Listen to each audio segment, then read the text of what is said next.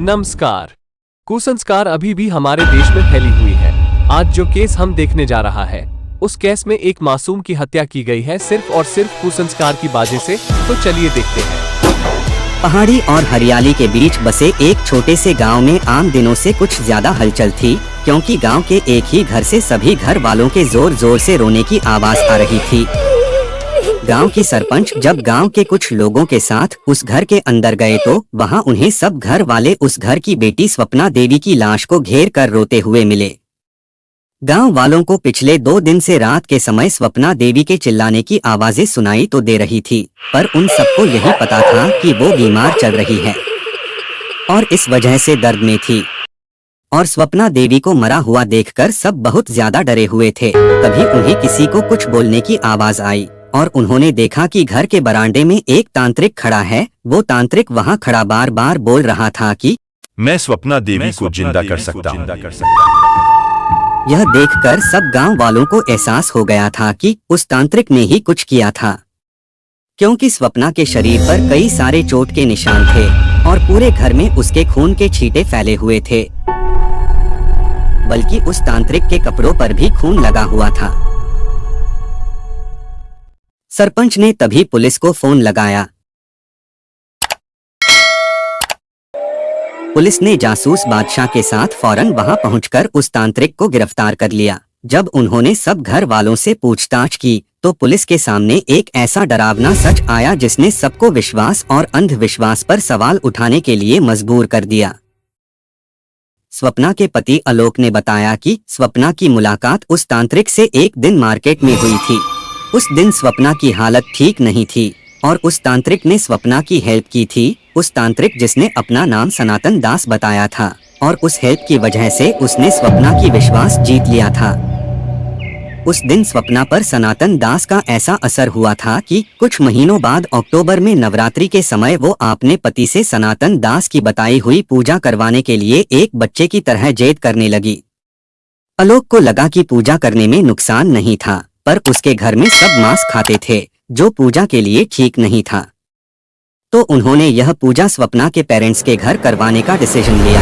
स्वप्ना के भाई ने बताया कि उस तांत्रिक ने स्वप्ना के पिता से कहा कि उनके घर के बैकयार्ड में भगवान की पवित्र मूर्ति है और स्वप्ना के पिता को बैकयार्ड को रात में खुदाई कर कर उसे ढूंढने का काम दिया। पर कई रातों की खुदाई के बाद भी वहां सिर्फ पत्थर के कुछ टुकड़े मिले, जिसको सनातन दास ने पूजा घर में स्थापित करने को कह दिया।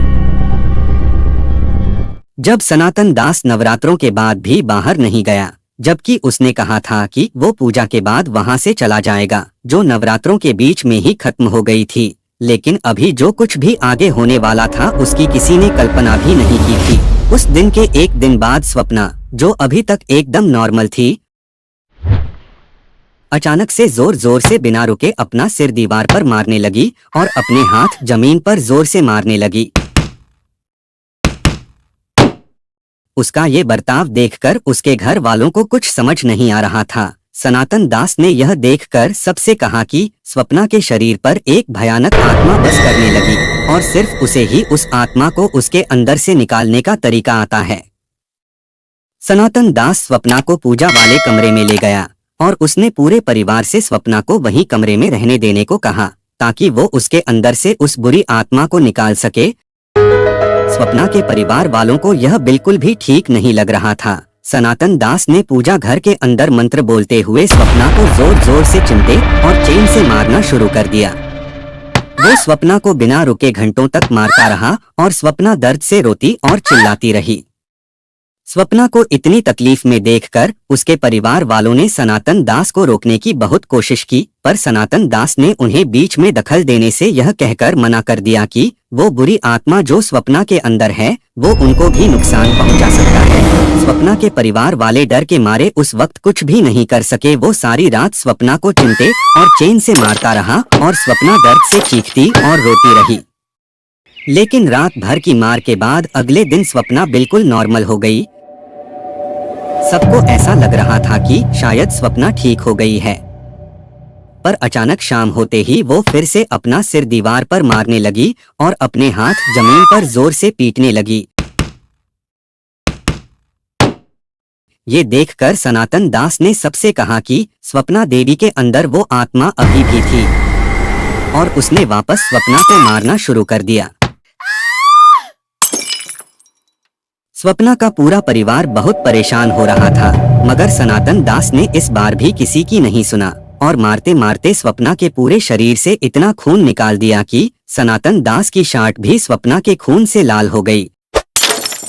अगली सुबह को जब स्वप्ना के परिवार वालों ने देखा कि स्वप्ना पूजा के कमरे में बेहोश पड़ी हुई है, तब उन्होंने उसे जगाने की कोशिश की, मगर उसने एक उंगली तक नहीं हिलाई। उसे ऐसी हालत में देखकर वो सब बहुत ज्यादा डर गए और उसे तुरंत हॉस्पिटल ले गए, पर वहां पहुंचकर डॉक्टर ने उन्हें बताया कि स्वप्ना की मौत बहुत पहले ही हो चुकी थी। जब स्वप्ना का परिवार अंतिम संस्कार के लिए स्वप्ना के शरीर को घर लाए, तब भी सनातन दास दावा करता रहा कि वो स्वप्ना को जिंदा कर सकता है। इतने में ही उनके गांव की सरपंच और बाकी गांव वाले वहां आ गए और सरपंच ने पुलिस को बुला लिया। सनातन दास ने पुलिस से अपने बयान में जो कहा वो सुनकर पुलिस को भी घृणा आ गई। उसने कहा कि उसने स्वप्ना को कोई चोट नहीं पहुंचाई थी, बल्कि स्वप्ना पागल थी और वो खुद ही अपनी मौत की जिम्मेदार है।